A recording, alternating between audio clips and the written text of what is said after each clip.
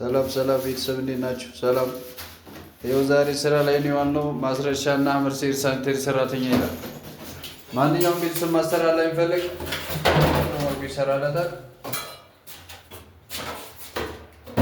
ይኸው ስራው ማየት ትችላላችሁ።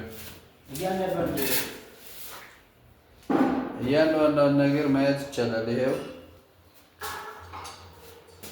እዚህ ጋር ነው ሻወሩ፣ ኤፍሪጁ ተገጥሟል። ያው ሚክሰሩ ገና አልተገዛም እና ይሰራል እላችኋለሁ። ይኸው ስታንዳርድ ነው የጠበቀ ነው። ውሃ ልክ ራሱ አለው ማለት ነው የራሱ እና እዚህ ደግሞ ቴሌፎን አለች።